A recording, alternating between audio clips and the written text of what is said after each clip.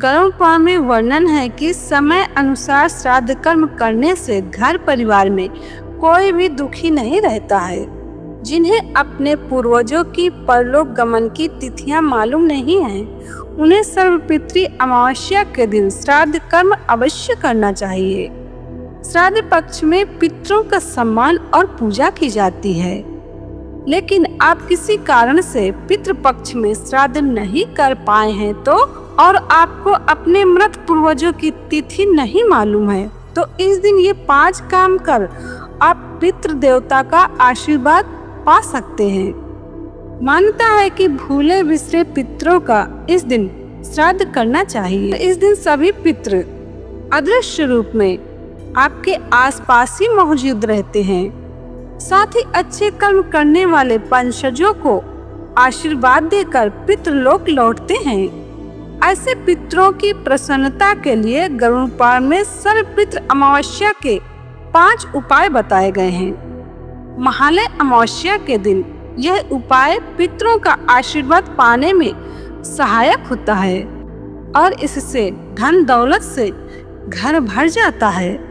गरुड़ पुराण में वर्णन है कि सर्वपितृ अमावस्या के दिन श्राद्ध करें और श्राद्ध न कर सके तो पंच बलि कर्म तो अवश्य ही करना चाहिए।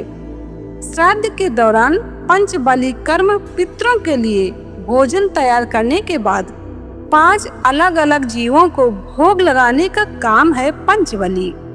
पंच जिसका मतलब है 5 और बलि जिसका मतलब है भेंट चढ़ाना या बलिदान देना।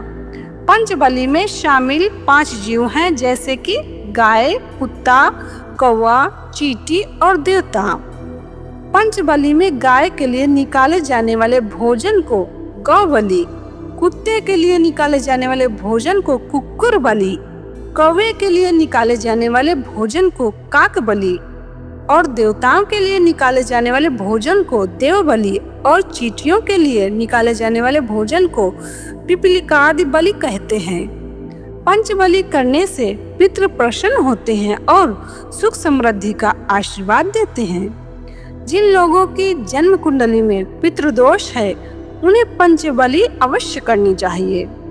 पंच बलि से पितृदोष के अशुभ प्रभाव में कमी आती है।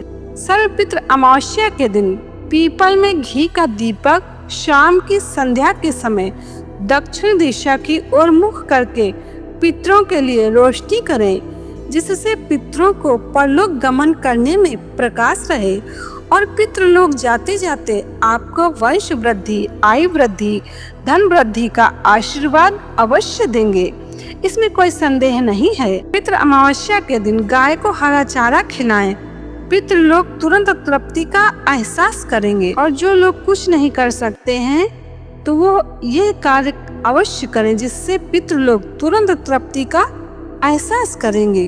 तो करना क्या है, भगवान के नाम का पितरों के निमित्त थोड़ा कीर्तन करके उन्हें अर्पित कर दें और कहें कि हे पितृ आत्माओं, आप शरीर नहीं, आपका नश्वर शरीर छूट गया है, लेकिन आपकी जीवात्मा सदैव अमर है। आप अपने चैतन्य स्वरूप का स्मरण करके परमात्मा में विलीन हो जाएं। हे स्वधा देवी, आप मेरे पूर्वजों को अपने साथ ऊंचे लोकों में ले जाइए। तो भगवान के नाम से तुरंत तृप्ति मिलती है। पितृ बहुत प्रसन्न होंगे और आप अपने पितरों को बड़े ही आदर सम्मान के साथ प्रणाम करें। ऐसा करने से बिना मांगे ही पितृ आपकी हर तरह से झोली भर देंगे। ऐसा आशीर्वाद देंगे कि कभी कोई कमी नहीं होगी घर परिवार में। इस दिन श्राद्ध होने के बाद सूर्यास्त के पहले पहले नमक डालकर घर में सभी जगह पोछा लगा दें। पोछा लगाने के बाद में सभी जगह गंगा जल का छिड़काव कर दे, जिससे नकारात्मक प्रभाव खत्म हो जाएगा। दूसरे दिन से नवरात्रि के पवित्र दिन शुरू हो जाएंगे, जो कि सभी रुके हुए शुभ कार्यों का शुभारंभ हो जाएगा। तो जरूर कर लें पितृ अमावस्या पर यह सभी कार्य। इस दिन जरूर पढ़ें गीता का 7वां अध्याय और उसका पुण्य पितरों को अर्पित कर देने से पितृ होंगे संतुष्ट। इस दिन भगवान के नाम का कीर्तन करके पितरों को देने से पितृ लोग शीघ्र तृप्ति का एहसास करेंगे। इस दिन हो सके तो पितरों के निमित्त किसी ब्राह्मण को भोजन कराएं या सीधा देकर आएं, जिसमें आटा, दाल, चावल आदि सभी वस्तुएं हों, या फिर किसी गरीब को पितरों के निमित्त कुछ खिलाकर आएं। ऐसा करने से इतना फायदा होगा कि आप सोच भी नहीं सकते हो।